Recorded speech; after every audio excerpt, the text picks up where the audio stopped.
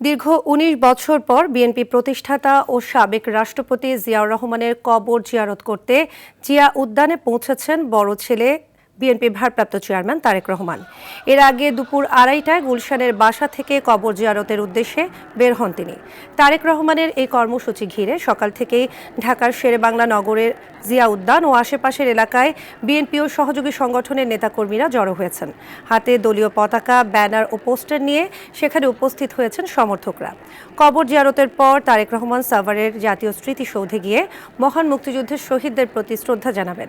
সবশেষ বাবার কবর জিয়ারত করতে ২০০৬ সালের ১ সেপ্টেম্বর তার সমাধিস্থলে গিয়েছিলেন তারেক রহমান।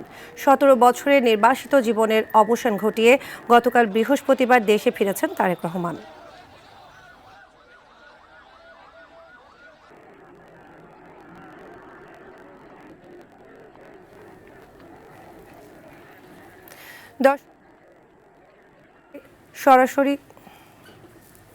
দর্শক, জিয়াউর রহমানের সমাধি থেকে সরাসরি যুক্ত হচ্ছেন আমাদের সহকর্মী মাইদুর রহমান রুবেল।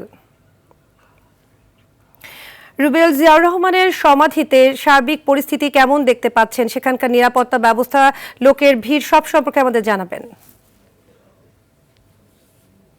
জিয়াউর রহমানের সমাধিতে তারেক রহমান প্রবেশ ঠিক আছে, বাট সকাল থেকেই এই তার মানে জিয়া উদ্যানের সামনে অর্থাৎ সমাধির সামনে যে সড়কটি, এই সড়কটিতে কানায় কানায় পূর্ণ ছিল দলের নেতা কর্মী সমর্থকদের পদচারণায়। এখনো একই চিত্র আপনার যেটি বলছিলেন খবরের মাধ্যমে আমরা শুনছিলাম, সেটি হচ্ছে ২:৩০টায় গুলশান থেকে রওনা হয়ে অর্থাৎ জিয়াউর রহমানের সমাধিতে পৌঁছতে স্বাভাবিকভাবে সময় লাগে, রাস্তা ফাঁকা থাকলে সময় লাগে ১০ থেকে ১৫ মিনিট। সেই পথ আসলে তারও বেশি সময় পর অর্থাৎ ৪:৩৫-এ জিয়ার শহীদ প্রেসিডেন্ট জিয়াউর রহমানের সমাধিতে প্রবেশ করেছেন তারেক রহমান। এবং আমরা যেটি দেখেছি যে শুধু এই সড়কটি নয়, গুলশান থেকে জিয়াউর রহমানের সমাধিতে আসার পথ জুড়ে বিএনপির নেতা কর্মী সমর্থকরা পথে পথে তাকে সংবর্ধনা জানিয়েছেন, তাকে স্বাগত জানিয়েছেন। পুরো পথ জুড়েই যে লাল সবুজের যে বাসটি নিয়ে গতকালকে বিমানবন্দর থেকে তিনি সংবর্ধনা কিংবা তার মায়ের কাছে হসপিটালে গিয়েছিলেন, একই বাসে চড়ে গুলশান থেকে তার বাসা থেকে আজকেও তার বাবার সমাধি অর্থাৎ বিএনপির প্রতিষ্ঠাতা জিয়াউর রহমানের সমাধিতে এসেছেন।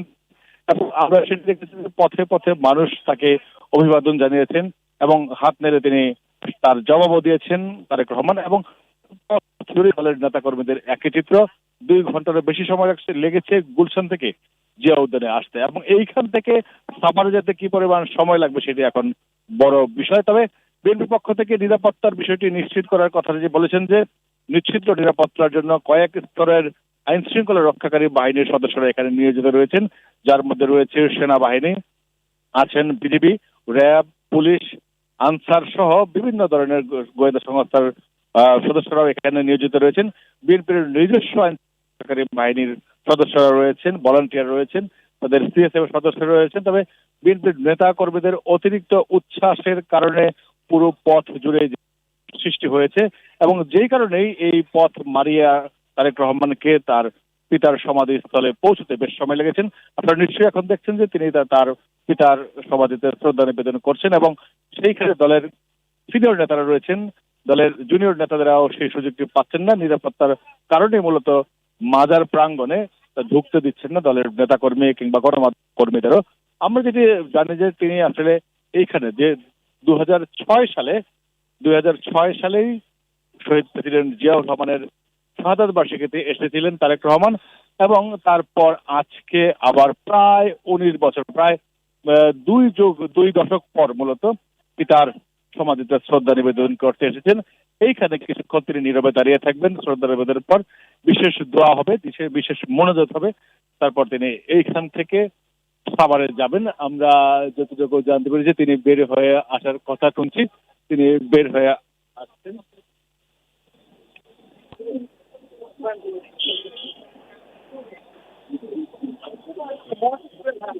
দলের সিনিয়র নেতারা বের হয়ে আসবেন যতটুকু শুনতে পেরেছি। তবে যে বাসে তিনি ধন্যবাদ রুবেল। আমরা জানি শহীদ জিয়ার কবর জিয়ারত শেষে তারেক রহমান এরপর যাবেন জাতীয় স্মৃতিসৌধে। সেখানে শহীদদের শ্রদ্ধা জানাতে তিনি যাবেন। সেখানে আছেন আমাদের সহকর্মী ওমর ফারুক। আমরা সরাসরি চলে যাচ্ছি তার কাছে।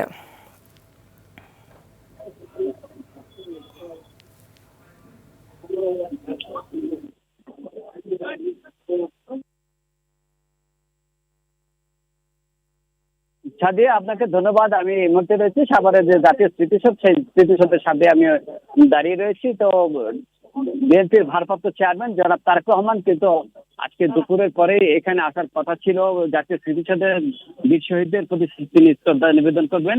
তো এই জন্য তিনি দুপুরের আসার কথা ছিল, কিন্তু এখনো আসতে পারেনি, এখনো আসা হয়নি। তিনি রাস্তায় রওনা দিবেন, কিছুক্ষণের মধ্যে রওনা দিবেন এমনটা আমরা জানতে পেরেছি। তবে সকাল থেকে কিন্তু এখানে হাজার হাজার নেতাকর্মী, প্রায় লক্ষাধিক নেতাকর্মী কিন্তু এখানে জড়ো হয়েছেন, জড়ো হয়ে তার জন্য অধীর আগ্রহে অপেক্ষা করেছেন। তো জাতীয় স্মৃতিসৌধে তারেক রহমানের আগমনকে ঘিরে কিন্তু স্মৃতিসৌধ এলাকা নিশ্চিত নিরাপত্তার চাদরে ঢেকে ফেলেছেন কিন্তু আইন শৃঙ্খলা রক্ষাকারী বাহিনী। আমরা দেখেছি র্যাব, পুলিশ, বিজিবি, পাশাপাশি কিন্তু সেনা সদস্যদেরকেও আমরা দেখেছি এই জাতীয় স্মৃতিসৌধ এলাকাকে ঘিরে রেখেছেন। তারা তারেক রহমানের সর্বোচ্চ যে সিকিউরিটি সেটা তারা নিশ্চিত করেছেন এবং এখানে তারা ব্যাপক তৎপরতা লক্ষ্য করেছে। আমরা সকাল থেকেই দেখেছি জাতীয় স্মৃতিসৌধকে বিভিন্নভাবে প্রস্তুত করা হয়েছে। যেহেতু তারেক রহমান দীর্ঘদিন পর নির্বাচিত থাকার পর সে দেশে ফিরেছেন এবং জাতি বীর শ্রেষ্ঠ সন্তানদের প্রতি সে শ্রদ্ধা নিবেদন করবেন। সাভারের যে জাতীয় স্মৃতিসৌধ রয়েছে সেখানে তিনি আসবেন। এখানে কিন্তু লাখো লাখো মানুষের ঢল নেমেছে। এখানে কিন্তু মহাসড়ক কিন্তু অবরুদ্ধ হয়ে গেছেন। এখানে মহাসড়কের মধ্যে নেতাকর্মীরা অবস্থান নিয়েছেন এবং সাধারণ মানুষ কিন্তু এই মহাসড়কে তারা অবস্থান করছেন। সাভারের জাতীয় স্মৃতিসৌধ এলাকা এখন এক উৎসব মুখর আমেজ বিরাজ করছে।